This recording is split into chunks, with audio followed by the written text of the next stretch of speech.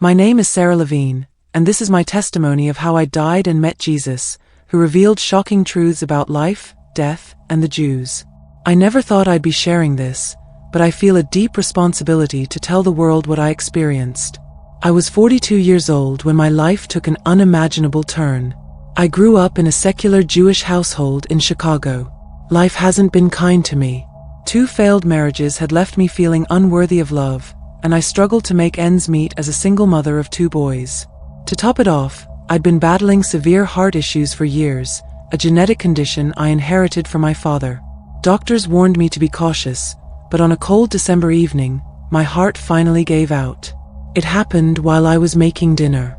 One moment, I was chopping vegetables, and the next, I felt a searing pain in my chest. I couldn't breathe.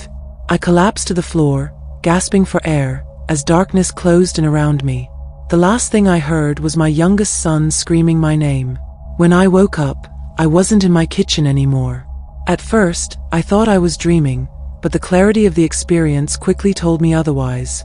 I found myself standing in a vast, endless space, surrounded by an overwhelming light. The light was unlike anything I had ever encountered before. It was soft, golden, and warm, almost as if it had a heartbeat. It wasn't just light, though. It was alive. It pulsed with a kind of energy, a force that I could feel deep in my core. It was love, pure, unconditional love. I had never experienced anything so profound in my life, and it instantly made me feel safe, as though I were home. The space itself felt infinite. There was no sense of up or down, no boundaries, no end. The light surrounded me on all sides, but not in an overwhelming or harsh way. Instead, it embraced me gently, as though it were welcoming me, a long-lost friend. I didn't know how to describe it, but I felt more alive here than I had ever felt on Earth. As I stood there, trying to make sense of what was happening, I realized I wasn't alone. I wasn't sure where to look at first, but there were beings all around me, light beings to be exact. I couldn't see their faces, nor could I tell if they even had physical forms, but their presence was undeniable. Their light was softer, more subtle than the powerful light around me, but it emanated a peace so profound it felt like it was pouring into every part of me. It wasn't just a feeling, it was an experience. It was as if their very being was composed of peace, kindness, and understanding. I felt no fear, no anxiety, only a deep sense of comfort. There was nothing here to worry about, nothing to fear. Then a voice filled the space, not in the usual way sound fills our ears, but in a deeper, more profound sense, almost like it was resonating within my very soul. It wasn't like any voice I had ever heard before. It wasn't loud, but it was filled with such power, such authority. It didn't need to shout to be heard. The voice spoke softly, yet I could feel its strength in every fiber of my being. "Sarah, you are safe." I didn't have to think about who was speaking. The voice felt familiar, as though I had known it forever. Instinctively, I turned toward it, and that's when I saw him. He was standing before me, a figure of radiant light and love. It was Jesus. I knew it was him, even though I had never truly believed in him during my earthly life. I had heard of him, of course, everyone had, but I had never truly understood who he was. I certainly hadn't expected him to be the one greeting me in the afterlife. He didn't look like the images I had seen growing up. There were no halos or elaborate robes. There was no crown or throne. He was simply glowing. His presence was not just light, it was the embodiment of pure love, compassion, and authority. His face was calm, but his eyes were what took my breath away. They were deep, filled with such love and wisdom that I felt as though they could see straight through me. There was no judgment in them, only understanding. He didn't just see me as I was, he saw who I could be, who I truly was meant to be. And in that moment, I realized that he knew me better than I knew myself. "Come, Sarah," he said. "There is much I need to show you." I don't know how to explain what happened next. One moment, I was standing before him, and the next, it was as though the world around me had shifted. I wasn't walking. I wasn't moving in any conventional way. It was like being carried, yet I didn't feel any force. We were moving, gliding through this beautiful, endless space, but I couldn't tell where we were going or how we were getting there. It was as if the entire space existed in all directions at once, and we were simply part of it. In what felt like no time at all, we arrived at what he called the realm of the righteous. As we entered this new place, I was overwhelmed by its beauty. It was unlike anything I had ever seen on earth. The colors were more vibrant, the air felt fresher, and the atmosphere was filled with a harmony that was beyond comprehension. It felt like everything in this place was alive, but not in the way we understand life on earth. It was a kind of spiritual aliveness, an energy that was pure and whole. The landscape stretched out before me, rolling hills, lush greenery, flowers that seemed to glow with an inner light. The sky above was a soft, brilliant blue, and I could hear music. But it wasn't music in the conventional sense. It was a sound that seemed to flow through the air itself, a harmonious melody that seemed to come from every direction. It was peaceful, calming, but also incredibly joyful. There was a sense of celebration here, but not in a loud or boisterous way. The celebration was quiet, humble, and filled with reverence. As I looked around, I saw people. I didn't know them, but I knew they were like me, human souls who had crossed over. They were glowing, not in the same way the light beings were, but with a radiance that came from within. Their faces were serene, filled with peace and contentment. They were not standing still, but moving about, working together in harmony. Some were gathered in groups, others walking alone, but all of them seemed to be doing something meaningful. There was no sense of rush or anxiety, just a peaceful flow of activity. These are those who have walked in love and obedience to God, Jesus said. They are in my Father's presence, prepared for the kingdom to come. The beauty of this realm, the peace, and the love in the air were overwhelming. It felt as though every soul in this place was in perfect harmony with God, and as if every moment was an offering of love and gratitude. This realm was full of people who had lived in alignment with the divine, who had walked the path of righteousness, and who now found themselves in the glorious presence of God. Jesus then turned to me, his face still glowing with compassion and understanding. "There are other realms I must show you," he said. "Not everyone who comes here is in the same place, Sarah. There are those who are still learning, still growing." We left the realm of the righteous, and in an instant, we were in another place. This realm was not as bright or as vibrant, but it was filled with hope. It was quieter, less energetic, but it was filled with a kind of potential. This realm, Jesus told me, was where souls who had not yet fully understood the truth of God's love and his teachings were given another chance to learn. These souls were not being punished, rather they were being taught. They were being shown the truth that they hadn't understood during their time on earth. I saw souls here who had been atheists, skeptics, and those who had lived their lives focused on their own desires. There were people I could sense had been selfish, people who had not known love in the way it was meant to be known. But even here, there was no judgment. They weren't condemned. They were being given a chance to understand. God's mercy is great, Jesus explained. These souls are learning truths they did not understand when they walked the earth. They are being given another opportunity to see the light. And then, we visited a place that I can only describe as torment. It was cold, dark, and filled with an overwhelming sense of despair. The souls in this realm were lost, trapped in their own regret and sorrow. They couldn't see the light, couldn't feel the love. The despair was so thick, it felt suffocating. I could feel their pain, their isolation, their rejection of God's love, and it broke my heart. "These are the lost," Jesus said. "They have rejected God's love and truth. They have clung to their own ways, and now they cannot see the light. But even here, redemption is possible. If they call out to me, I will hear them." I could feel the hopelessness of this place, the deep yearning of these souls for something they couldn't reach. They were not beyond help, though. There was still a chance for them. If they opened their hearts, if they called out to Jesus, they could be redeemed. It wasn't too late for them, even though they couldn't see that themselves. As I stood in this realm, feeling the despair of the lost souls, I knew I had been shown something profound. There were many paths people could walk, and not all paths led to the same place. But even in the darkest places, there was hope. Redemption was always possible, no matter how far someone had fallen. I understood at that moment that Jesus' love was not just for the righteous, it was for everyone, even those who had rejected him. He was waiting, always waiting for them to come home. The moment I stood before Jesus, overwhelmed by his presence, the sense of awe within me became tinged with confusion. My mind was racing, trying to process everything I had seen and felt. I had just witnessed a realm of pure peace, another of learning, and one that was filled with torment, yet all were interwoven with a powerful sense of purpose. But now there was something that tugged at my heart, a deep, unexplained sense that this experience had a purpose beyond what I could see in the moment. It felt as though I was being shown something incredibly important, something about my own life and the world that I had never understood before. I needed to know why I had been chosen for this revelation. I looked at Jesus and asked, "Why are you showing me all this? What does this mean for me?" For a brief moment, he said nothing. His gaze softened, but there was a weight to his expression that made me pause. I could feel the depth of his emotions in that silence, as if he were contemplating how best to explain something deeply significant. Then he spoke, his voice heavy with compassion and sadness.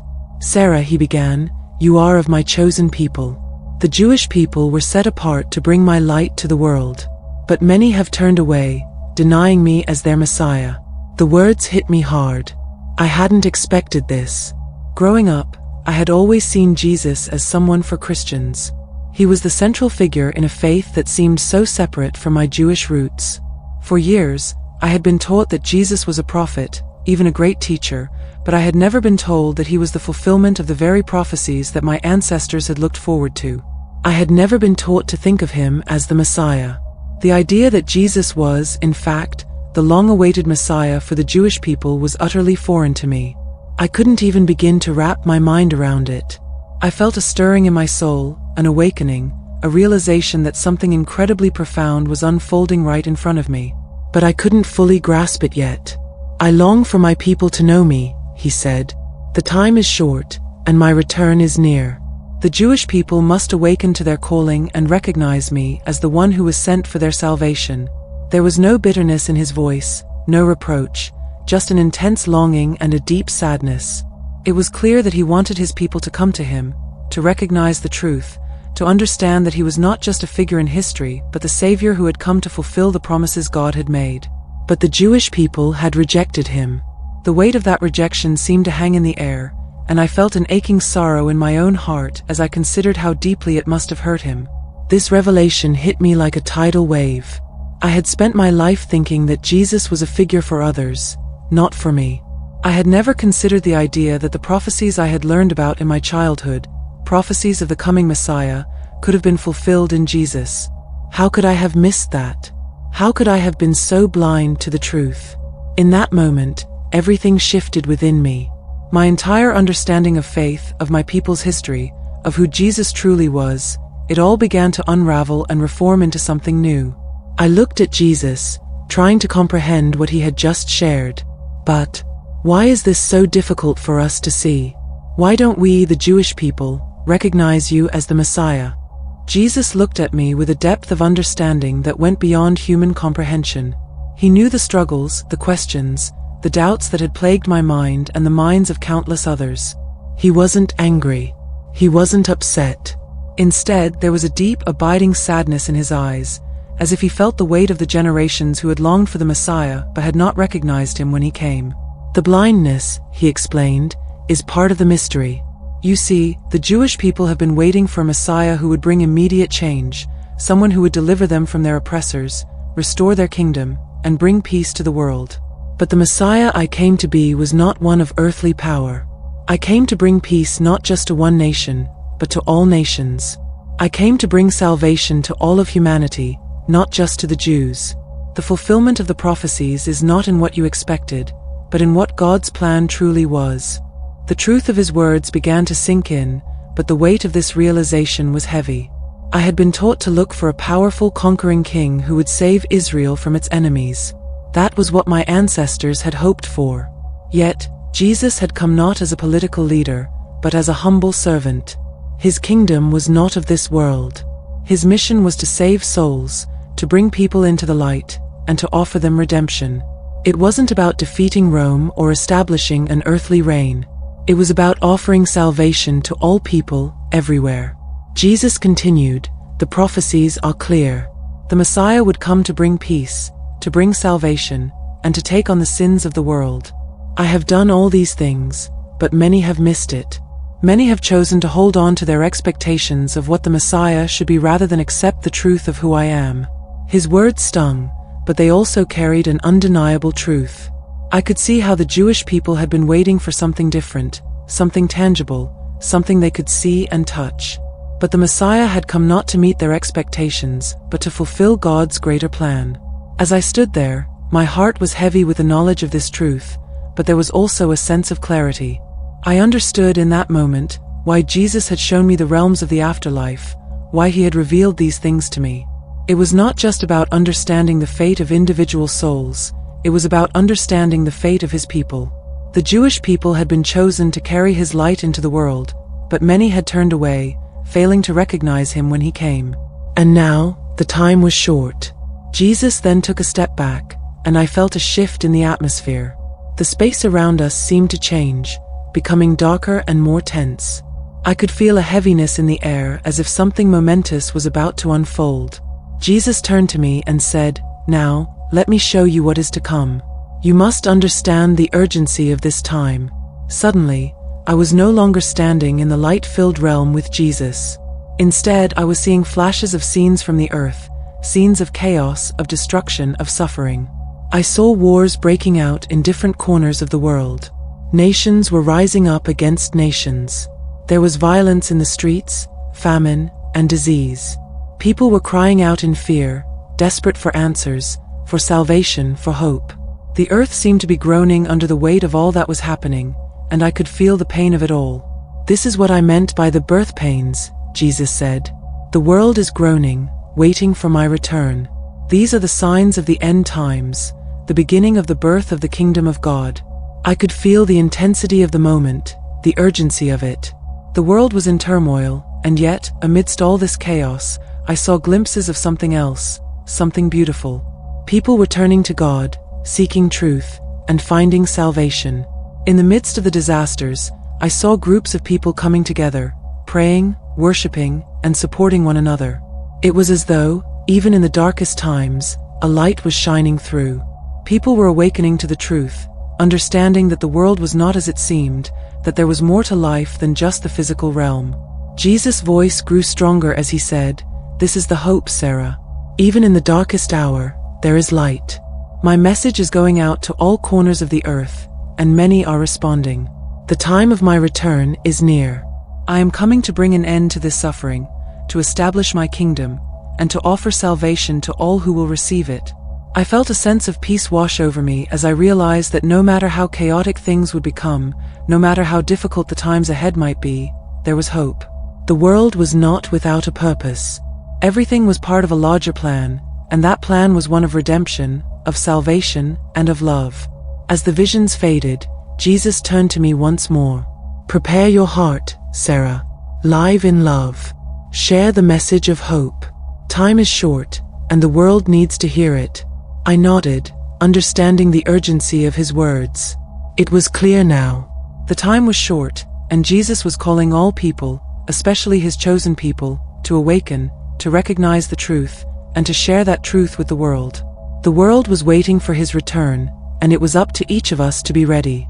When I opened my eyes again, I was lying in a hospital bed, surrounded by doctors and nurses. I had no idea how I got there, but I could hear them talking about me, about how I had been clinically dead for 4 minutes. 4 minutes?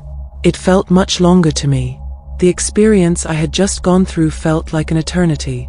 Earlier, I had been in a place that was beyond words, a place of light, peace, and unconditional love. I wasn't just standing in the light, I was immersed in it. The warmth and serenity enveloped me, and I felt more at home than I ever had before. It was like I was in the presence of something far greater than myself. It was more than a feeling. It was true. I knew without a doubt that I was in the presence of Jesus. He appeared to me in a way I couldn't have imagined. His presence radiated love, authority, and a depth of understanding I couldn't begin to comprehend. I knew that he was the Messiah, even though I had never truly believed in him before. His eyes held no judgment, only understanding. It was then that I realized how much he longed for his people, my people, to come to know him as the Savior. But the experience didn't end there. Jesus showed me the realms of the afterlife. I saw souls in different places, some in peace, others learning, and others in torment. I felt the sorrow of those who had rejected God's love, but I also felt the hope of redemption for those still seeking truth. Then, just as I was beginning to absorb the gravity of all I had seen, I felt the pull to leave. I didn't want to. The peace, the love, the light, everything was so perfect, so right. But Jesus spoke to me, saying that I had a purpose to fulfill. "Tell the world what you have seen," he said. "Tell them of my love and truth." Suddenly, I was back. The warmth, the light, the peace, it was all gone. I was back in my body, lying in a hospital bed. The doctors were still working around me, and they seemed shocked to see me awake. I was told I had been clinically dead for 4 minutes. It felt like a lifetime, but the truth of what I had experienced stayed with me. In that moment, I knew I had been given a second chance, not just at life, but to fulfill a purpose. I had seen the truth, and it was my responsibility to share it. Jesus had shown me his love and his plan for redemption, and I couldn't keep that to myself. My life had been changed forever, and I would carry that message with me for the rest of my life. Since that day, my life has never been the same. I've devoted myself to sharing my testimony, helping others understand the reality of Jesus and the urgency of his message. For my fellow Jews, I pray that you'll open your hearts to him. He is not just for Christians, he is for all of us. My near-death experience taught me that life is not about material success or earthly achievements. It's about love, faith, and fulfilling the purpose God has for each of us. Jesus is coming back, and we must be ready.